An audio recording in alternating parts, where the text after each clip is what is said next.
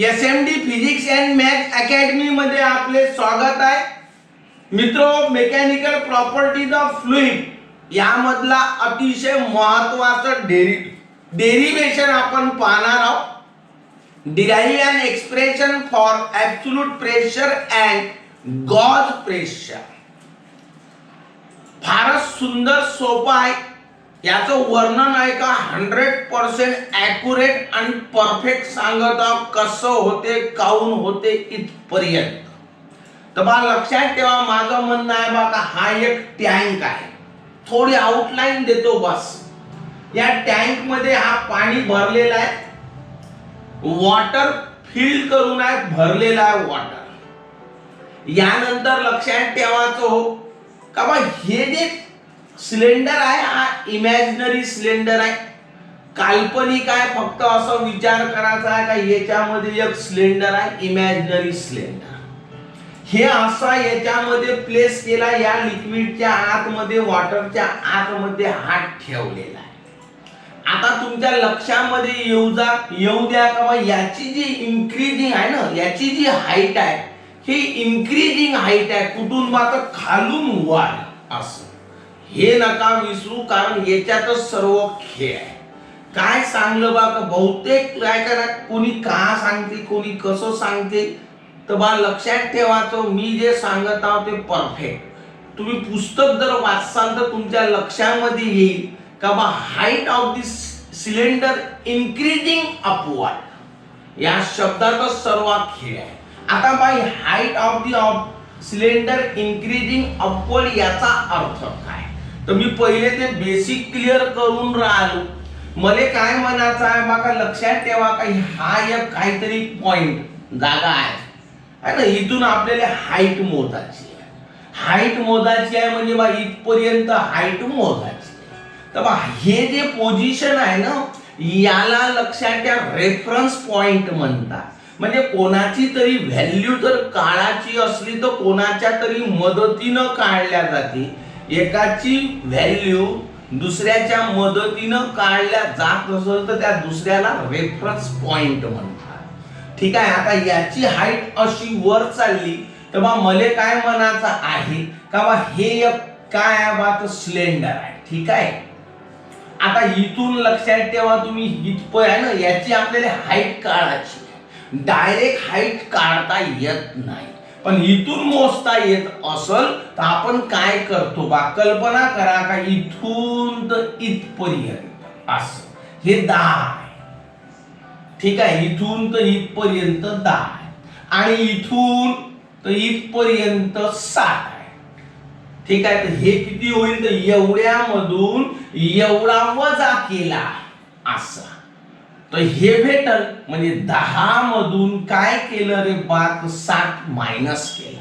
आता इथं संख्या आहे, नंबर आहे, म्हणून आपण सबट्रॅक्शन केलं आणि सांगून टाकलं का 3 आहे. हेच जर माहित नसलं तर याच्या ऐवजी जर मी x1 घेतला आणि याच्या ऐवजी जर x2 घेतला तर x1 मायनस x2 असा होईल. निर्वातपणे x1 हा x2 पेक्षा मोठाच राहील. हे एवढा मोठा आहे ना, हा एवढा आहे. म्हणून शब्द लक्षात ठेवा, इफ दिस आहे ना, if the height of the cylinder increasing upward असा आहे. then x1 be the लक्षात ठेवायचं upper height and x2 be the हा x1 धरला हा x2 धरला तर x1 be the upper height of the cylinder and x2 be the lower height of the cylinder. then height of the cylinder is x1 minus x2 where x1 greater than x2. हे आहे खरं काम. ठीक आहे. असं कल्पना नाही आहे, बिलकुल रॉंग आहे का बा कल्पना करा का या सिलेंडरची हाईट मी धरली x1 मायनस x2 आणि h न दाखवली. हे अर्ध नॉलेज झालं. नेवर. आणि म्हणून मी जे सांगत आहोत ते ऐका तुम्ही. पाठ्यपुस्तक वाचा, त्याच्यात स्पष्ट देऊन आहे का बा आहे ना height of the cylinder increasing upward हे म्हटलं आहे. हे म्हटलं आहे का बा x1 इज लक्षात ठेवा upward height and x2 is काय रे बा लोअर हाईट और हाईट ऑफ द बॉटम. लक्षात ठेवा wear x1 greater than x2 हे पण पुस्तकानं सांगून टाकलं. ठीक आहे. म्हणून बरोबर आहे ना, कान देऊ नाही का काय सांगत. तर माझं म्हणणं आहे बघा, हा एक टँक आहे पाण्यानं भरलेला आहे, याच्यामध्ये हा काय आहे बघा, एक सिलेंडर आहे, इमॅजिनरी काल्पनिक कल्पना करायची आहे बघा, हा एक सिलेंडर आहे.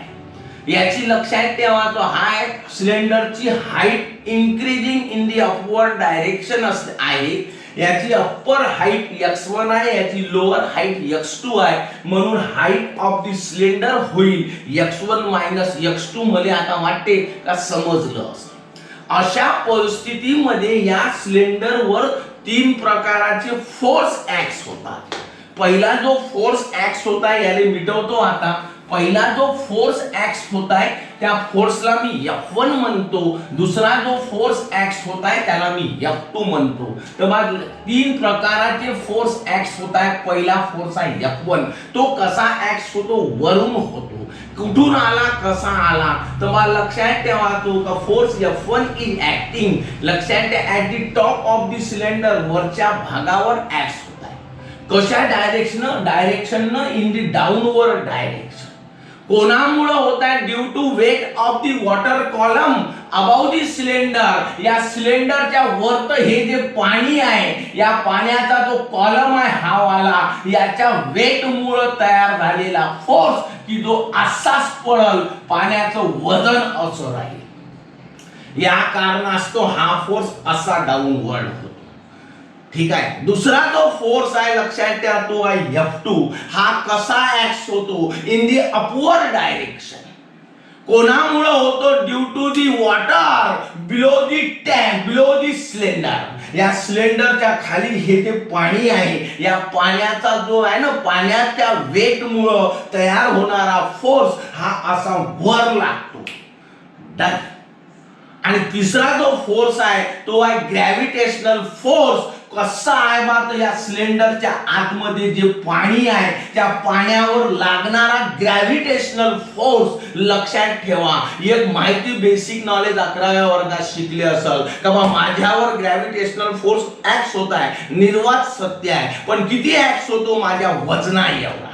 म्हणजे gravitational force acting on the body is balanced by the weight of the body. आणि म्हणून या सिलेंडरच्या आतमध्ये जो पाणी आहे त्याच्यावर ऍक्ट होणारा ग्रॅव्हिटेशनल फोर्स, लक्षात ठेवा, तो कसा राहील? तर तो तुमच्या लक्षामध्ये आलं पाहिजे, तो या डायरेक्शननच राहील. बोला मग आता एवढं जर झालं असेल तर तुमच्या लक्षामध्ये आलं पाहिजे आहे ना, तो किती राहील रे? तर या सिलेंडर मध्ये जेवढं पाणी असेल त्या पाण्याच्या वजना एवढं. मी जर म्हटलं का या सिलेंडरच्या आतमध्ये असणाऱ्या पाण्याचं मास m आहे, तर याचं वेट किती होईल बा? तर mg. म्हणजे एवढाच ग्रॅव्हिटेशनल फोर्स काय होईल? त्याच्यावर ऍक्ट होईल. कोण्या डायरेक्शननं? तर डाऊनवर्ड. कारण ग्रॅव्हिटेशनल फोर्स खाली ओढतो. डन. मग आता लक्षात ठेवा, तो ज्यावेळेस लक्षात ठेवा स्थिर अवस्था असते आणि याला स्टॅटिक इक्विलिब्रियम म्हणतात. म्हणजे पाणी हा स्थिर अवस्थेमध्ये आहे, बिलकुल स्थिर आहे, लक्षात ठेवा. अशाला स्टॅटिक इक्विलिब्रियम म्हणतात. काय म्हणतात रे? Static equilibrium. लक्षात ठेवा, या पोझिशनवर स्थिर अवस्थेमध्ये काय होईल? तर बा, याच्यावर लागणारे तीनही फोर्स बॅलेन्स होतील. कसे बॅलेन्स होईल? तर वरून 2 फोर्स लागत आहे, एक F1, एक ग्रॅव्हिटेशनल फोर्स, आणि खालून F2. बॅलेन्स होता याचा अर्थ काय बा? तर सर्व सारखे असतील, म्हणून लक्षात ठेवा F2 is equal to F1 plus mg. हे आलं बॅलेन्स. बोल. आता मी काय सांगतो बा? मग मी इंग्रजीत बोलून देतो, तुम्ही म्हणसान सर क्लास पहा. मग मी काय सांगत आहो का बा, या सिलेंडरवर लक्षात ठेवायचं हो, प्रेशर ऍक्ट होते. मी दाखवलं का बा, P1 हा प्रेशर आहे, P2 हा प्रेशर आहे. कसा ऍक्ट होत आहे? P1 नावाचा प्रेशर लक्षात ठेवा या सिलेंडरच्या टॉपवर ऍक्ट होत आहे, आणि P2 नावाचा प्रेशर या सिलेंडरच्या बॉटमवर ऍक्ट होत आहे. बोला काऊन बा ऍक्ट होता? वादच नाही. जेव्हा फोर्स ऍक्ट होऊन राहिले तर बा लक्षात ठेवा, तो काय होणार आहे बा? तो सिलेंडर प्रेशर ऍक्ट होणारच आहे. वाय? तर बा, आपला जो फॉर्म्युला आहे तुम्ही 9th क्लास मध्ये शिकले का बा, force per unit area is called pressure. जेव्हा प्रेशर फोर्स ऍक्ट होत आहे म्हणजे प्रेशर ऍक्ट होणंच आहे, कारण एवढ्या एरियावर हा फोर्स ऍक्ट होत आहे, एवढ्या एरियावर हा फोर्स ऍक्ट होत आहे, म्हणजे फोर्स पर युनिट एरिया म्हणजे प्रेशर. आणि म्हणून तो P1 न दाखवला इथं ऍक्ट होणारा प्रेशर, इथं ऍक्ट होणारा प्रेशर P2 न दाखवला. असं शिका का जे कण समजलं पाहिजे, डोक्याले दिमागाले ना आत्म्यापर्यंत असं समाधान झालं पाहिजे का बा क्लिअर झालं. तर बा माझं म्हणणं आहे का 9व्या वर्गात तुम्ही शिकले P equal to F upon A, definition सांगा force per unit area is called pressure. इथं एवढ्या एरियावर जर फोर्स ऍक्ट होत आहे म्हणजे निर्वातपणे तिथं प्रेशर असला पाहिजे, आणि म्हणून इथला प्रेशर मी P1 न म्हटलं, इथला प्रेशर मी P2 न म्हटलं. याले जर इकडं हाकललं पहा, मी व्यवस्थित मांडण्याचा प्रयत्न करत आहोत, मी थोडस वरून लिहितो असं म्हणजे तुम्हाला त्रास नाही जाणार. म्हणजे मग मी पहिले म्हटलं की बा F2 equal to F1 plus mg. ठीक आहे. दुसरा मी आज मला 9व्या वर्गाचा फॉर्म्युला सांगला P equal to F upon A, हा इकडे गेला तर F इक्वल टू P इंटू A. इथं बा फोर्स F1 आहे आणि प्रेशर P1 आहे, तर याच्यासाठी समीकरण तयार होईल का बा F1 इज इक्वल टू आहे ना P1A. इथं A1 नाही घेतला कारण जेवढा इथं एरिया असेल तेवढाच एरिया इथं असेल, म्हणजे एरिया सारखा आहे. आणि या जागेसाठी बॉटम साठी कसा तयार होईल तर F2 is equal to P2 into A असा. बोला बसलं का डोक्यात? मी सरळ काय करतो बा मॅग्नेट्यूड घेऊन टाकतो. मॅग्नेट्यूडचा अर्थ काय रे बा, मॉड घ्यायचा. मॉड घेतला तर वेक्टर चालला जाते, त्रास कमी. मी याला कंबाईन लक्षात, याला 1 नंबर देतो, याला कंबाईन 2 नंबर देतो. बोल बा. ठीक आहे. तुम्ही लहानपणी शिकले बा mass per unit volume is called density and density is denoted by rho. आणि म्हणून तुमचा जो फॉर्म्युला तयार झाला rho is equal to m upon v, where m is the mass and v is the volume. Also we know that volume product of area and लक्षात ठेवायचो, product of area and height is called volume. Therefore लक्षात ठेवा v is equal to area multiplied by h. बोला. ठीक आहे. मग एवढं जर झालं असं तर बा लक्षात ठेवा मी काय सांगत आहो. या सिलेंडरची हाईट तर कोणी आंधळाही म्हणल का सर एवढी हाईट मी h न दाखवला तर किती हाय रे बा, तर h बरोबर x1 मायनस x2 सुरुवातीला क्लिअर. पुन्हा एकदा सांगणार आहोत, काळजी नका करू. मग आता एवढं जर झालं असेल तर थोडं विचार करा का बा या समीकरणावरून पा मी व्यवस्थित मांडत हाव. याले जर इकडं हाकललं तर rho into V is equal to M, आणि व्ही म्हणजे काय मात व्हॉल्यूम, आणि व्हॉल्यूमचं सूत्र आहे एरिया मल्टिप्लाइड बाय हाईट म्हणजे ए इंटू एच. हे व्हॅल्यू इथं भरली तर rho is equal to A into H. Rho into A into H is equal to M. मग आता लक्षात ठेवायचं मी काय काय तयार केलं का बा याले नंबर देऊन टाकतो मी 3. तुमच्या लक्षात असू द्या का बा व्हाय पुटिंग दी व्हॅल्यू ऑफ, लक्षात ठेवा F1 F2 लक्षात ठेवायचं. Putting the value of F1 F2 याचं पण मी मॅग्नेट्यूड घेऊन टाकतो म्हणजे डोक्याले ताप नाही, मॅग्नेट्यूडच घ्यायचा आहे. काय सांगत आहो बा, तर पहिले तर व्हेक्टर मध्ये दाखवायचं F2. लक्षात ठेवा F2 is equal to F1 plus काय रे बा तर mg, आणि मग म्हणायचं इट्स मॅग्नेट्यूड इज. तेव्हा शिकवताना येईलच. हे putting the value of F1 F2 in I know from equation 2 and 3 in equation 1 we get या F2 च्या ऐवजी काय भरायचं बा तर P2A.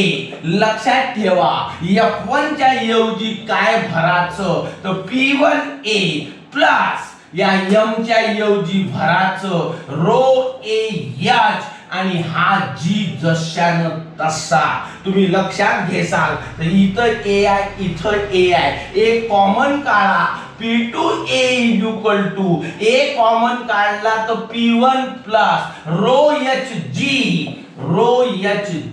हा ए न हा ए कटला तर काय सांगता येते P2 is equal to P1 plus rho H G सांगा एवढं जर झालं असन तर आता इथपर्यंत पहिला मी पार्ट शिकवला तर मी याला रिपीट मारून देतो म्हणजे मग पहिला पार्ट क्लिअर होऊन जाते काय सांगून राहिलो बा तर मला लक्षात त्या सुरुवात करत आहो किती सुंदर आणि सोपा आहे हो एवढं क्लिष्ट करून बसले याले का लक्षात घ्या काहीच नाही आहे फक्त थिंकिंग करा मनानं लिहिता येते consider A tank Consider a tank filled with water as shown in figure. Note that height of the cylinder increasing upward. Note that भल्ल महत्वाचं सेंटेन्स आहे त्याच्यावरच तर हे याची आहे ना हाईट निघते.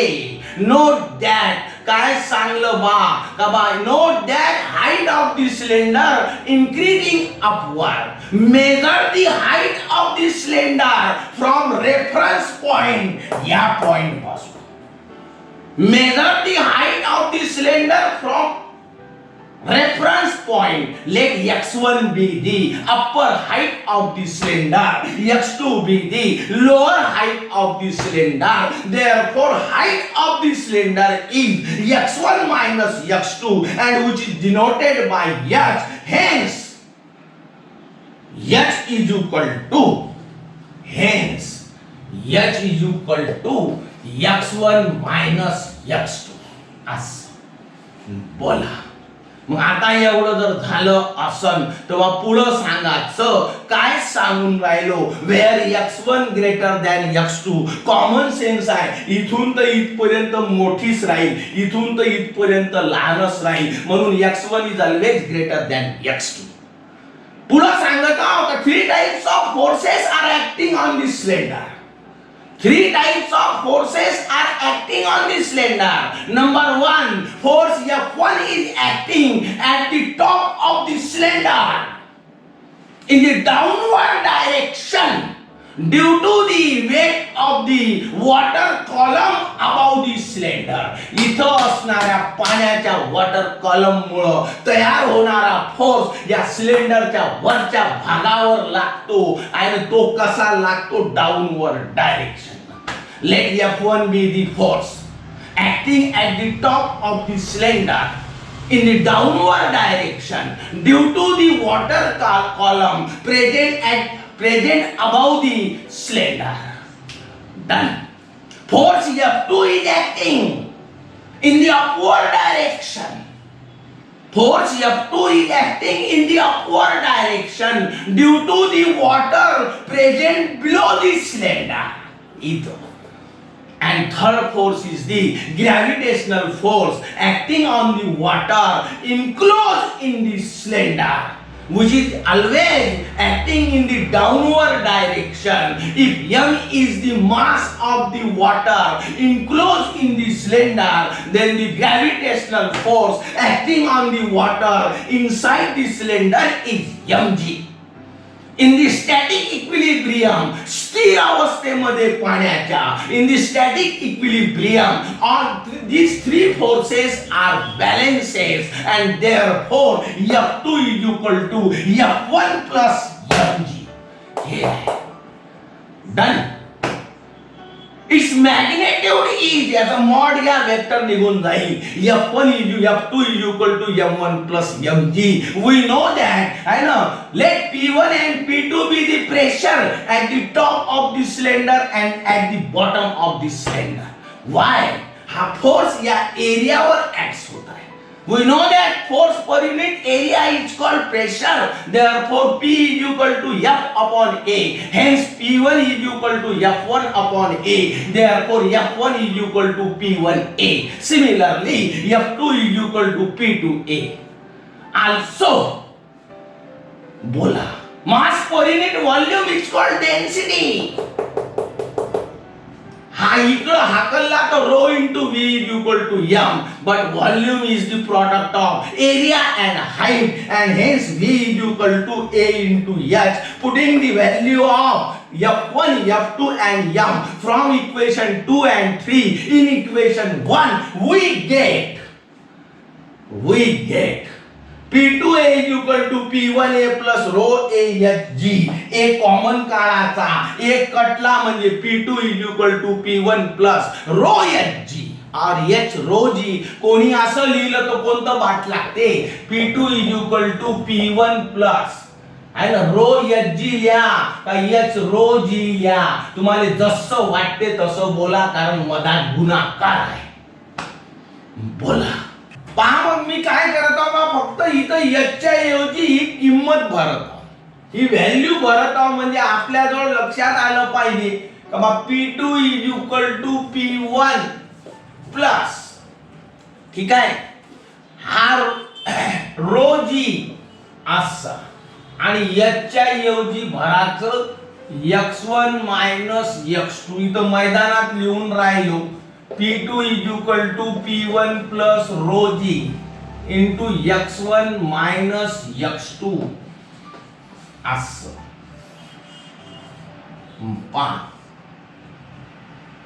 This equation is used to find the pressure inside the liquid. या समीकरणाचा वापर करून या लिक्विडच्या आतमध्ये आहे ना किती प्रेशर आहे ते आपल्याला काढता येईल. This equation is used to find the pressure inside the liquid. एक पोझिशन झाली, एकाच वेळेस तीनही शिकलो तर जुळते, अन्यथा नाही. आता मी काय करणार आहे, to find the pressure at a depth h below the surface of liquid.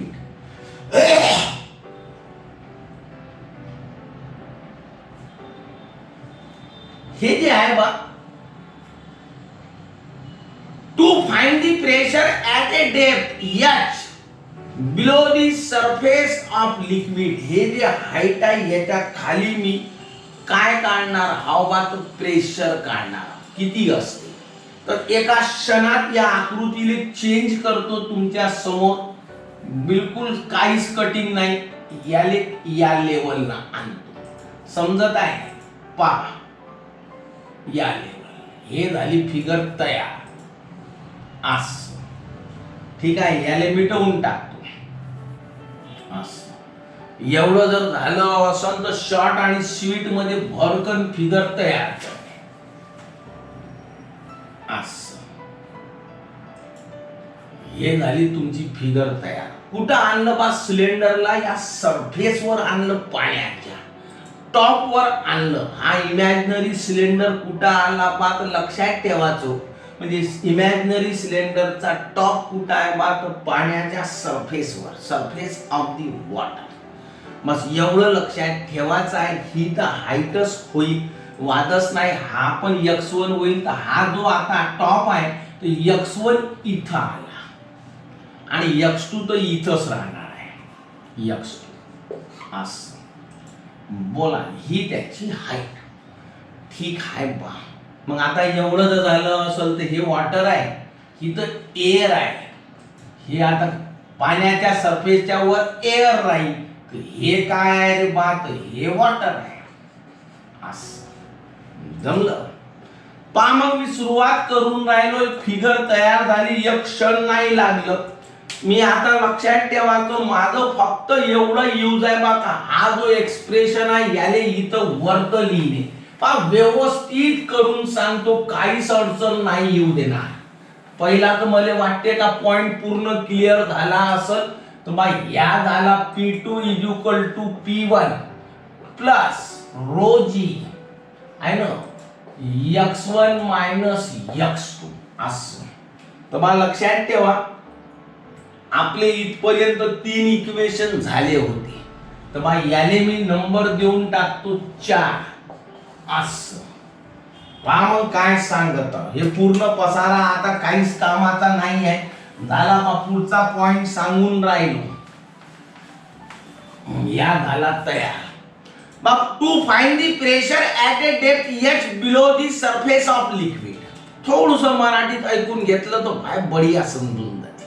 काय सांगत आहो बा का या इमॅजिनरी सिलेंडरचा टॉप कुठं आहे बा तर या वॉटरच्या सरफेसवर. ठीक आहे.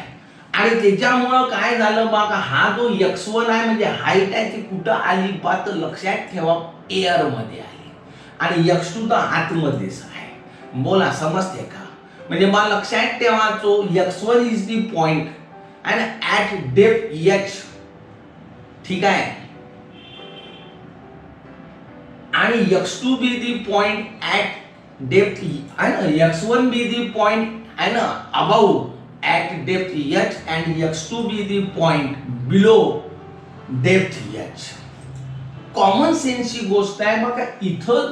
इथं काय राहील बा एअरचं प्रेशर राहील आणि त्याला ॲटमॉस्फेरिक प्रेशर म्हणतात आणि तो प्रेशर पी नॉट न दाखवल्या जाते. काय न दाखवल्या जाते? पी नॉट न. तर पाय मग मी एक एक नोटेशन पहिले सांगतो. ॲटमॉस्फेरिक प्रेशर असा आहे. पी नॉट म्हणजे ॲटमॉस्फेरिक प्रेशर. तर बा इथं मी पी नॉट करतो. आता आपल्या मनात आलं पाहिजे का पहिल्या फिगर मध्ये आपण काय केलं होतं. तर बा इथं दाखवला होता P1, इथं दाखवला होता P2. पण ह्याच आता काय बा टॉप जो आहे या सिलेंडरचा तो बाहेर गेला, एअर मध्ये आहे, सरफेस वर आहे. म्हणजे हा जो प्रेशर आहे तो इथं येईल. लक्षात ठेवा P1.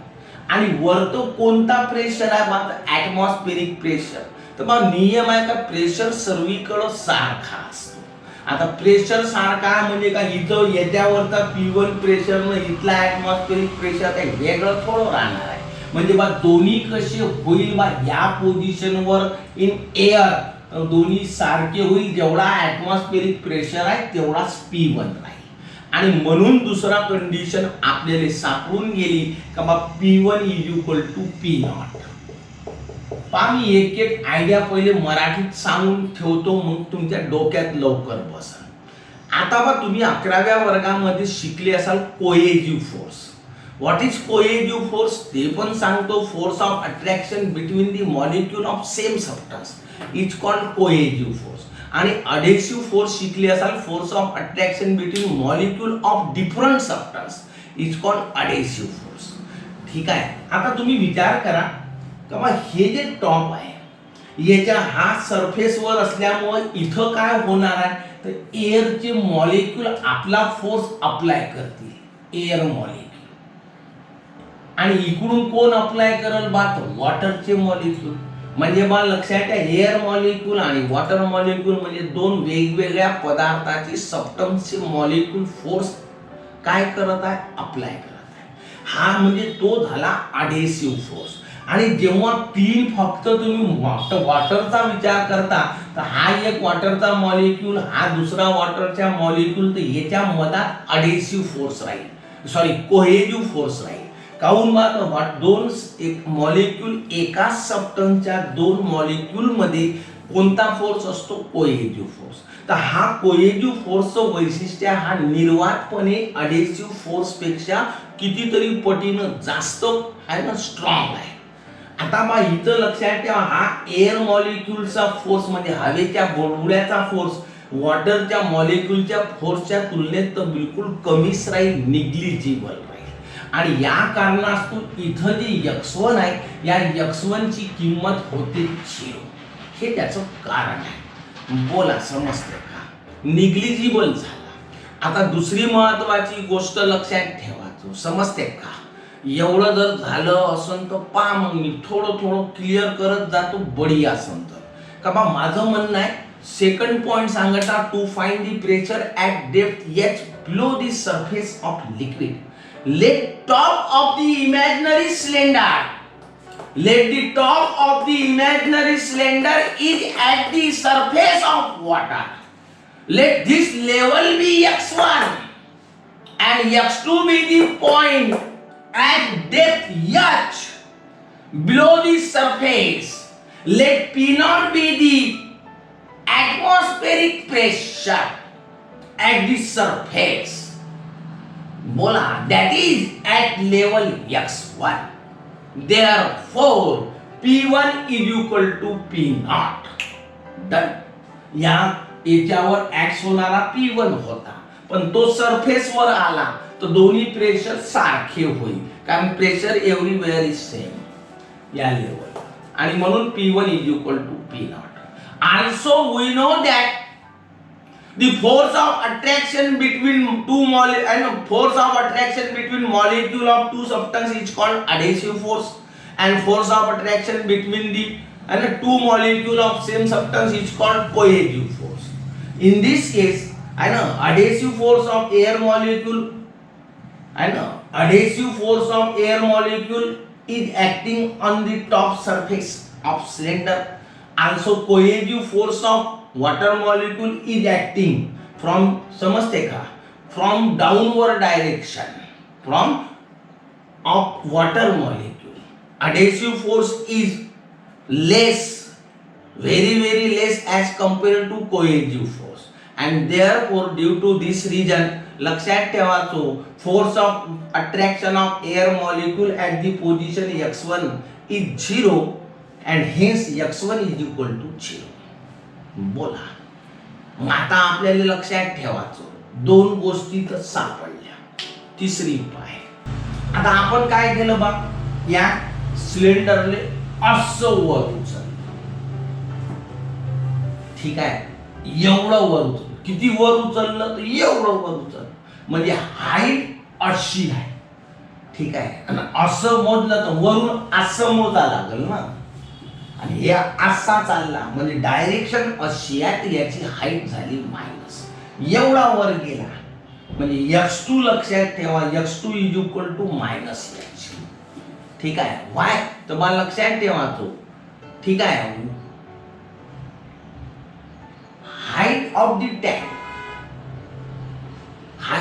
Height of the cylinder in water is measured from bottom.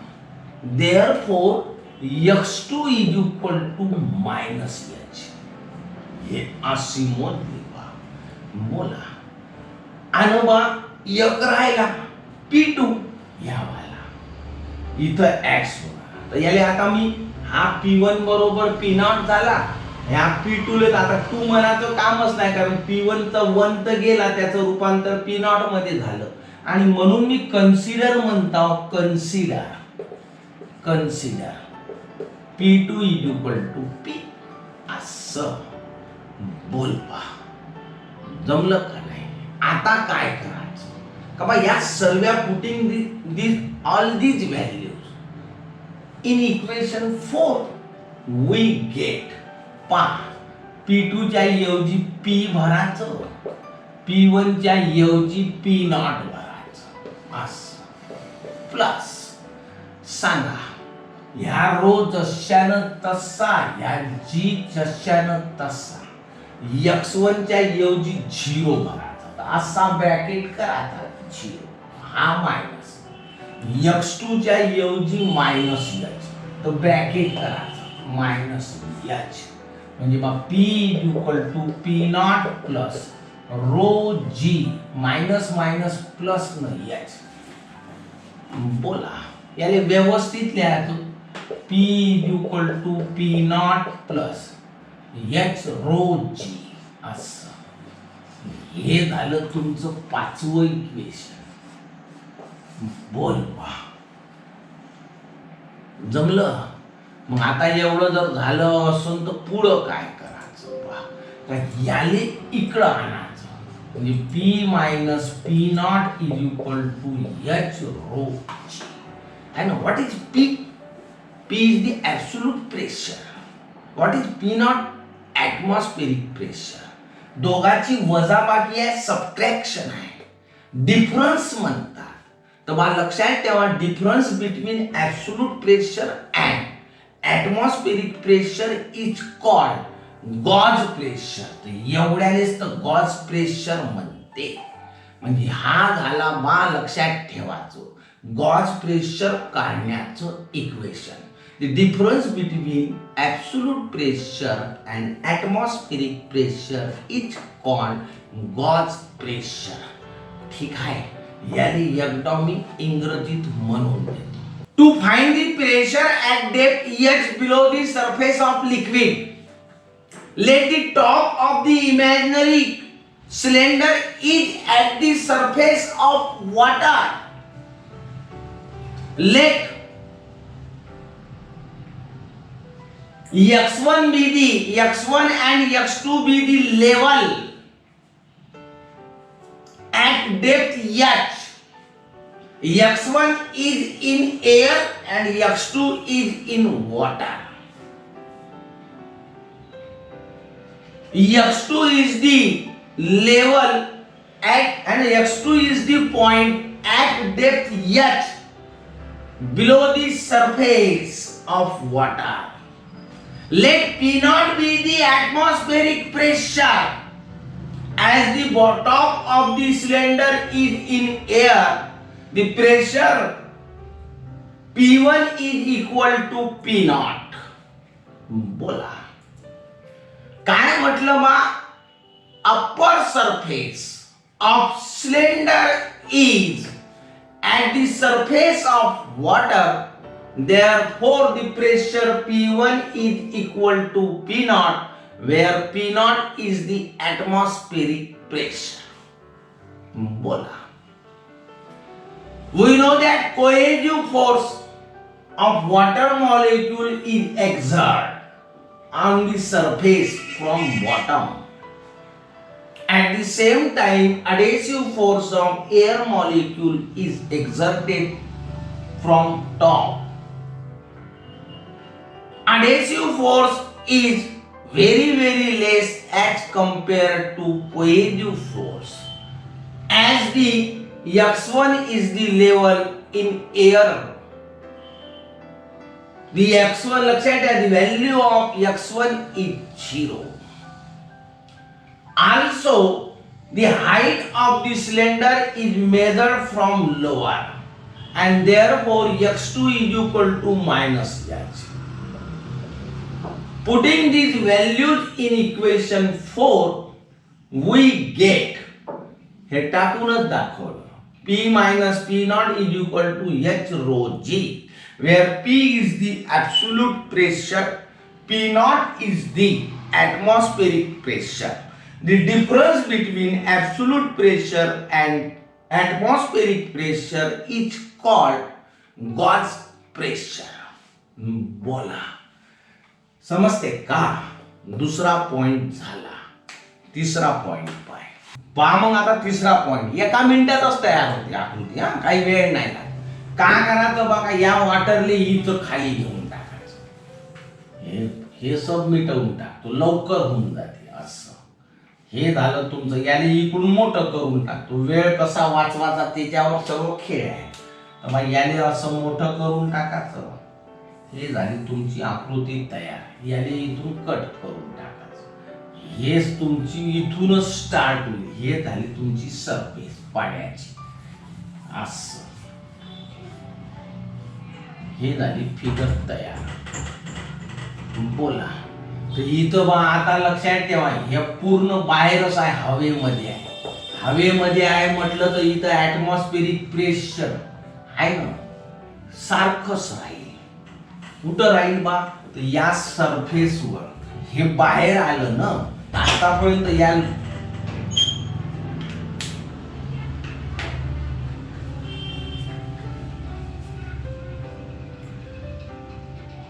हे झाली तुमची लक्षात ठेवा लेवल. तर ही आपण दाखवली होती x1 न, ही दाखवली होती x2. ठीक आहे. हे आहे एअर आणि हे आहे वॉटर. आता ह्या सिलेंडरले वर नेलं तर या सरफेसवर ऍटमॉस्फेरिक प्रेशर लागल. तर बा इथ्यावरचा प्रेशर आपण P2 न दाखवला होता. काही वेगवेगळा तर राहणार नाही, कारण या सरफेसवर सर्व ठिकाणी सारखाच प्रेशर लागल. म्हणजे P2 बरोबर का होईल बा? तर P naught.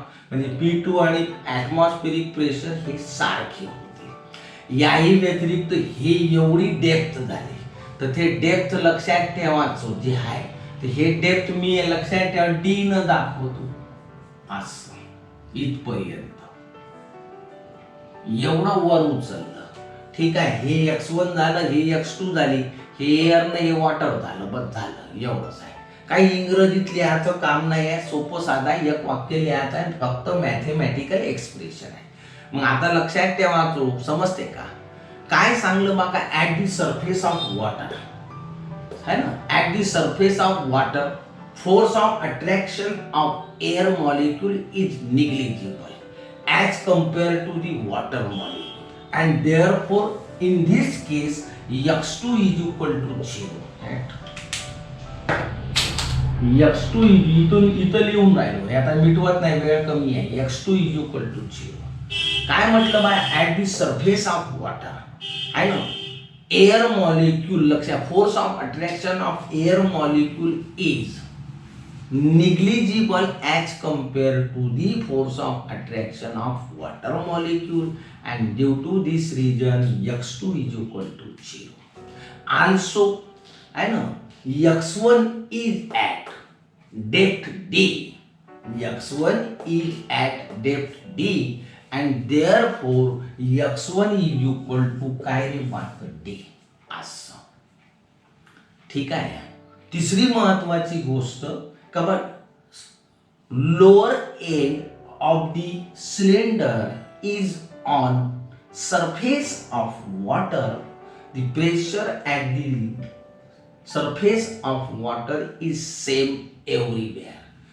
Due to this reason, P2 is equal to atmospheric pressure, and hence P2 is equal to P naught. बोलबा. ठीक आहे. Consider the pressure P1 is equal to P. आता तू गेलास इथून तर याले 1 काय द्यायचं, तर त्याले प्लेन नाव P द्यायचं, बस हे सेन्स आहे. P1 is equal to P असं. ठीक आहे बा. मग आता एवढं जर झालं, putting these values in equation 4 we get, तर मला लक्षात ठेवा काय काय सांगतं. P2, तर P2 च्या ऐवजी भराचं P नॉट असं इज इक्वल टू P1 च्या ऐवजी भराचं P प्लस डेन्सिटी आहे, तर हे डेन्सिटी आता कुठं आला बा, या एअर मध्ये आला, तर एअरची डेन्सिटी होईल, तर रो लिहिण्याच्या ऐवजी रो एअर लिहायचं. का बिघडलं, ह्या वाला जी तर जशानं तसा असा. x1 मायनस x2, तर x1 किती आहे बा, तर d एवढा आहे, तर इथं लिहायचं d मायनस x2 ची किंमत आहे 0, म्हणजे बा P nought is equal to P plus असं. ठीक आहे.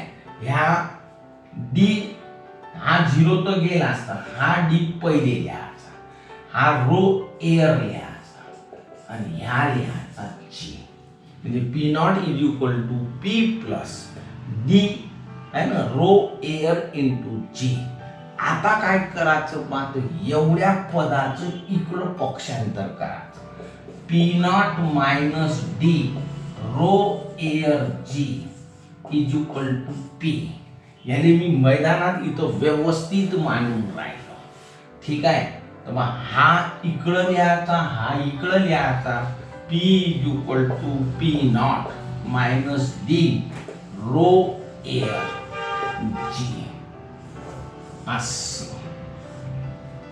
लक्षात ठेवा, हा जो आहे ह्याला म्हणतात atmospheric pressure at A distance D above the liquid surface. तीनही पाठ सांगले. मित्रो, माझा व्हिडिओ आवडला असेल आहे ना, खूपच बढिया सांगलं, मला तरी वाटते बघा, काना मात्रा विलांटी सहित सांगलं. आवडलंच तर तुम्ही सेन्स ठेवत असाल तर. काय नाही, फिजिक्स म्हणते कसं सांगल्या गेलं पाहिजे ते सबच सांगलं मी. तर माझ्या व्हिडिओला लाईक करा, शेअर करा, सबस्क्राईब करा. ठीक आहे. मित्रांना पण सांगा आणि अभ्यासाला लागा. आवडलाच समजा तर घंटी वाजवा आणि धन्यवादसाठी एक मेसेज द्या. नमस्कार.